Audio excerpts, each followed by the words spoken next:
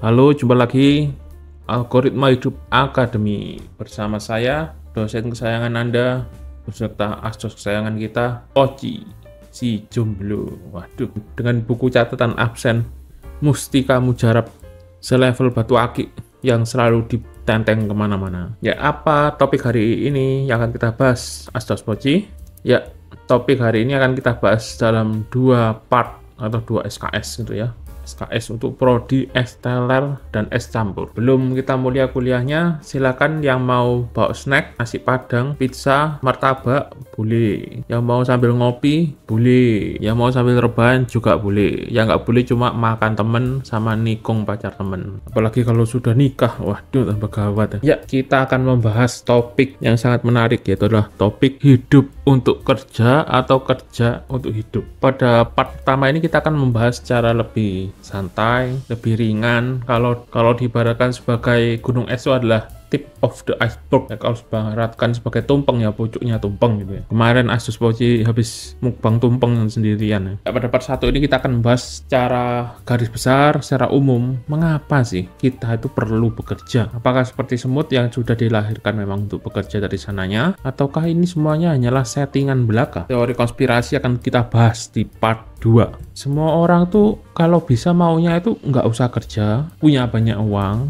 muda foya-foya, tua kaya raya, setelah itu masuknya ke surga. Semuanya maunya sih kayak pebisnis yang dikatakan atau dicitrakan pebisnis itu bisnis jalan, pemilik jalan-jalan gitu ya. Bisa nonton Netflix tiap hari, bisa keluar negeri tiap hari gitu. Enak banget hidupmu bro. Tapi kenyataannya sangat sedikit orang yang dapat melakukan hal seperti itu. Ada mereka harus bekerja 8 jam sehari, bahkan mungkin 12 jam, bahkan mungkin bisa lebih gitu ya, atau mungkin 10 jam kali 7 hari gitu ya, nggak ada liburnya, dan kita hanya bisa berandai-andai, andaikan gitu ya. Kembali lagi ditarik ke kenyataan bila mana kita harus bekerja. Kalau tidak bekerja ya nggak dapat duit, kalau nggak dapat duit ya nggak bisa makan dong, nggak bisa bayar pulsa, Netflix, dan lain-lain, jalan-jalan ke mall, dan lain-lain. Dalam hidup ini, mayoritas orang akan menghabiskan 40 jam untuk bekerja, dan 40 jam untuk free time, seperti pada perhitungan di samping. Hal ini akan lebih parah lagi bila mana kita bekerja sehari itu mungkin 10 jam. Ya, makin berkurang lah free time kita. Apalagi kalau 10 jamnya dikalikan 7 hari gitu ya. Bila mana dalam seminggu kita bekerja 8 jam, seperti hitungan yang ada di layar, maka free time kita itu adalah 40 jam per minggu, sama halnya dengan bekerja kita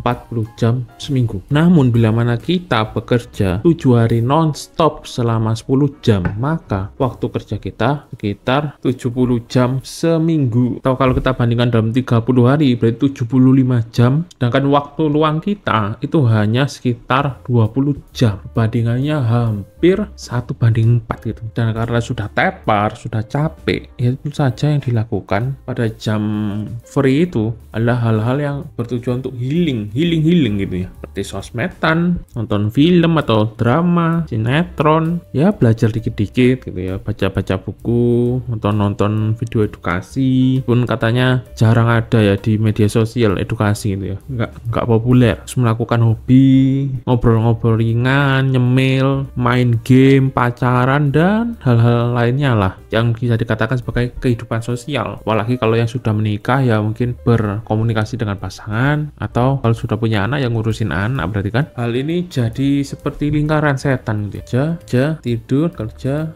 tidur, bangun, kerja, tidur, bangun, kerja, tidur, bangun gitu ya. Dan kenyataannya, apakah bila mana melakukan hal ini sampai mereka pensiun, mereka bisa memiliki tabungan yang cukup, investasi yang cukup? Mungkin secara teori bisa, namun secara prakteknya sangat jarang terjadi. Bisa saja orang yang sudah pensiun harus melakukan usahanya sendiri untuk kembali kerja, misalnya jualan atau melakukan aktivitas bisnis lainnya. Kalau tidak ya dia tidak bisa membiayai kehidupannya. Sungguh miris sekali. Namun hal ini bukan saja terjadi hanya di negara kita, tapi juga di seluruh dunia atau secara global gitu ya. Bahkan ada negara yang mungkin lebih parah dari negara kita. Banyak orang yang mengatakan bila mana kekayaan ini terpusat pada 1-2% orang saja. Atau kalau kita menggunakan hukum Pareto ya mungkin paling banyak 20% itu yang memiliki kekayaan yang di atas rata-rata. Dan bila mana terjadi hal-hal yang tidak dapat diprediksi seperti market crash, stres ataupun ya seperti wabah corona kemarin, tentu saja angka ini akan berkurang drastis gitu ya. Apalagi untuk bagian yang middle,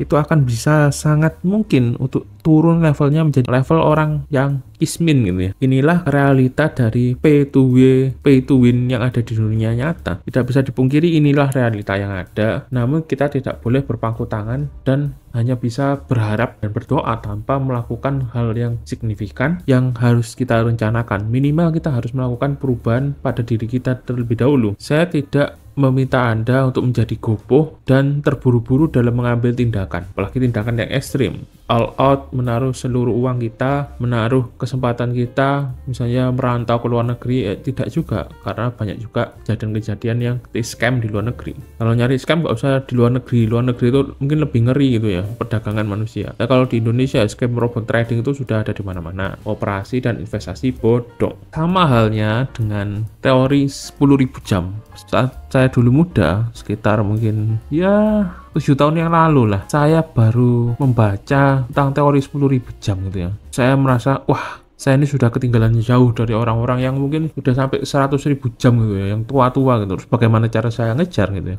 Secara teori mungkin hal ini bisa memotivasi kita untuk kita dapat fokus dan mengembangkan kemampuan kita pada satu bidang supaya kita memiliki kompetensi dan kepercayaan diri gitu ya. Apalagi portofolio yang dapat membuat kita dipercaya oleh orang banyak. Dan dapat dipungkiri bila mana kepercayaan buta itu juga sering terjadi di negara luar negeri sampai negara kita gitu ya. Di kasus-kasus yang ada ya, seperti kasus Theranos, terus kripto-kriptoan. Ya jangan sampai kita ini termotivasi yang terlalu berlebihan. Kita nggak tahu apa yang harus kita lakukan. Yang penting pokoknya terabas saja gitu ya. Yang penting berani gitu ya. Bondo nekat gitu ya. Jangan. Nah, maka itu pada part kedua kita akan membahas lebih jauh apa yang sebenarnya dapat kita lakukan agar kita dapat lari atau minimal dapat bermain dengan lebih indah, lebih aman, lebih benar keadaan kita gitu ya. Pada rat race atau chocobo race ini jangan sampai seperti kita bekerja itu seperti chocobo atau ayam atau keledai yang dipancing dengan wortel, padahal wortelnya digantung dan tidak bisa kita raih. Ya, saya rasa part 1 sampai sini terlebih dahulu. Silakan absen di Asus Poci di buku catatan keramatnya yang sangat membahana, catatan membahana, dan jangan lupa